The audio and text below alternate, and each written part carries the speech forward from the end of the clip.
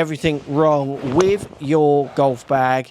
Here are 6 common mistakes we see golfers make in their bag. Fairway woods, this is a key problem for golfers. Even good players, I see this in their bag. Often it's too low a loft in a fairway wood. Standard loft of a free wood, which is what lots of people would call their longest fairway wood, is around 15 degrees. And for most people, unless you've got certain amounts of speed, that simply doesn't launch.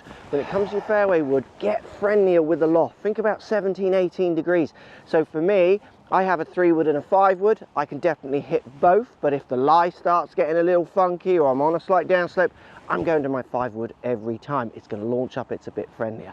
Get more friendly with your loft. So many golfers have too low a lofted fairway woods and they wonder why they can't hit them. They simply haven't got the speed to launch them. When it comes to your irons, should you go more traditional beautiful blades or something like a cavity back, something which is thicker, or hollow body, which has kind of, it's hollow body, there's a cover on the back just to make it look better, but in effect it's got weight round the outside. For most of you watching, just go the friendliest possible. People get kind of really tied up on how a club looks, in the sense that they want something that looks like what they aspire to. You should aspire to lower scores. Now, if something a bit friendlier helps you get lower scores, that's the where you should aspire to, in my opinion. Now look, if you play blades, you love them, you play well, keep using them. Not going to stop anyone from using them or buying them. But I do see quite a few golfers have inappropriate irons for their skill set.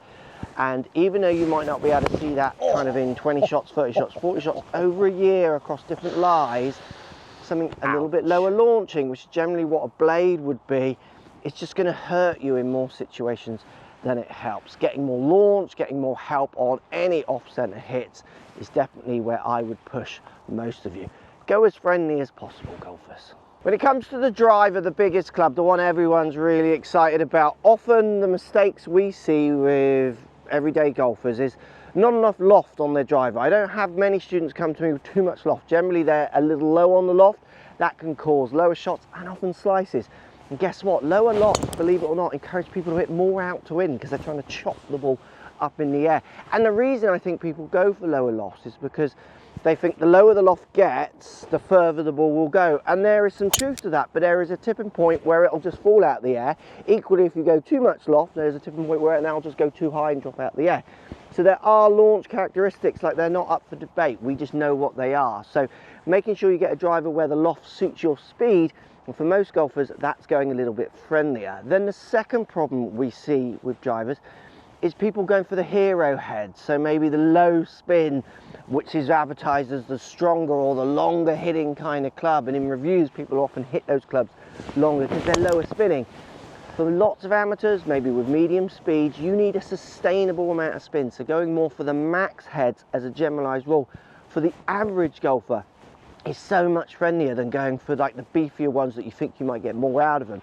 Now, this is what's interesting. If you hit 30 drives with a max compared to a low spin driver, you might get your longest hit with that low spin driver, but what you're also probably going to get is your shortest hit, meaning on average they're about the same but with less consistency. And what do we all want? More consistency. Give yourself every help you can get.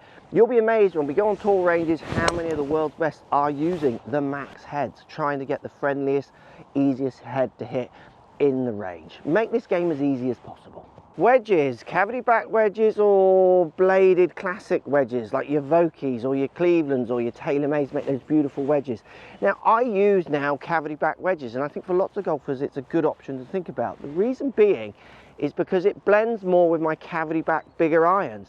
I don't have this big jump down to a blade in the wedges. So if you're someone who is using friendly irons, which for lots of you should be, having a wedge that blends a little bit more with that for distance, feel, looks, I think is quite good. Now look, if you're someone who wants to use the specialized wedges like the bladed wedges and you feel like you've got real control, absolutely use them. Certainly that's what you're going to see amongst better players, and on tours they're very aspirational kind of clubs. But if you want them to blend and sync more with your set, definitely consider the cavity back wedges. What golf ball should you use? There's a few points to think about when it comes to golf ball. One, what can you afford to lose? If you're losing golf balls, just play the ones that you can afford to lose a few of, so you're not stressing when you lose one. Two, if you're looking for performance, you would go more to the expensive range of golf balls, so at the top end of all the manufacturers.